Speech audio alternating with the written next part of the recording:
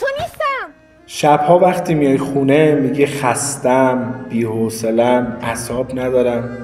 خب زنتم که درکت میکنه، اصلا حرفی نمیزنه. اما اینکه بعدش میری پای تلویزیون، همش سرت تو گوشیه، یعنی بی‌توجهی. بیرون که میری با همه خوشمشرب هستی، میگی، میخندی، اعصابت سر جاشه. اما خونه که میام حوصله هیچ کسا نداری.